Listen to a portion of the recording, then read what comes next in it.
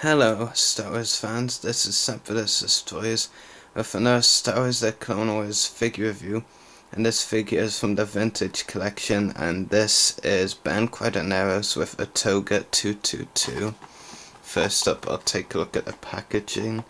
You've got the Star Wars The Phantom Menace logo for the Vintage Phantom Menace wave there, and there's Quadinaros and Otoga-222, and there's a shot of Quadinaros from the Phantom Menace.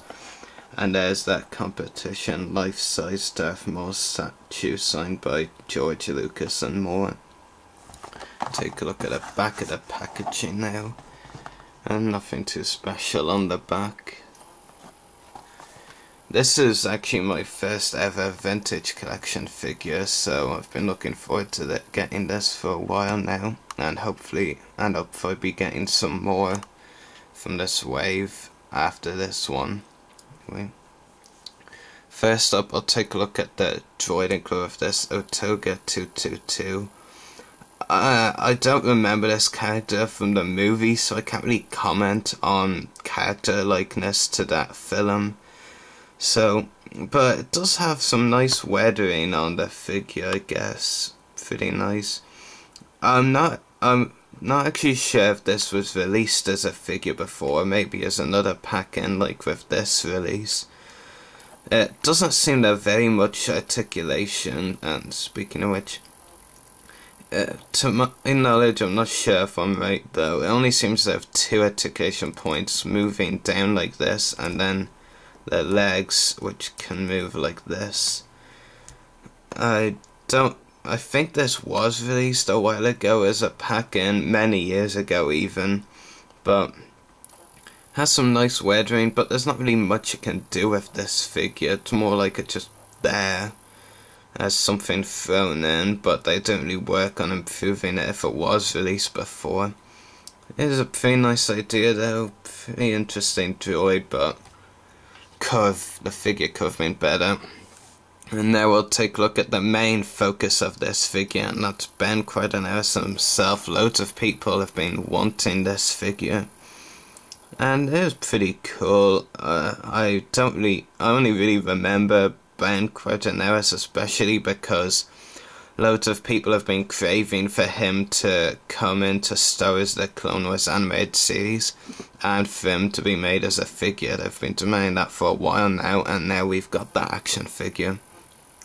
He comes with one accessory. Some other reviewers have been saying this is a blaster. I honestly don't think it is. I think it's more a tool for using to fix pod races or something. I think that's the general intention of it, because it doesn't really seem very blaster-like, and Quadinaros, he's hardly the type of guy you'd see going around with a blaster. It is a pretty cool figure. I really do like it. It could be better, I guess. The face doesn't really, from what I've seen, well, basically from looking at the character the card, it doesn't really seem to match. Quadinaros kind of has more of a worried face, and this one just looks plain evil. It's like a pancake with evil eyes and an evil expression in a way, so pancake face, I guess. Articulation: shoulders, elbows, wrists, hips, knees and ankles. I'm not sure if you can really say that the head is articulated, because when you move the head you basically move the whole figure, to be honest, so I'm not really too sure on that. Just look at the back of the figure. It does seem like they have gotten fairly accurate to how he appeared in the film, but like I said, like for Otoga-222, I can't really comment on that, to be honest with you. Anyway, that is Quadinaros and Otoga-222. Pretty nice pack, and it is a good figure, well, figures, and I do recommend you pick it up. I'd rate it at, say, 8 out of 10. Only reasons I'm taking marks off is because Otoga-222 could have been much better for the standards that action figures are these days. And another thing, of course, would be the facial expressions on Ben Quadinaros. It just looks so evil. I'll just put it right up to the camera so you can totally see how evil it looks, and really should be more worried, because all his expressions in the Phantom Menace, I think, were worried ones. Well, that should be that. Hope you've all enjoyed this review.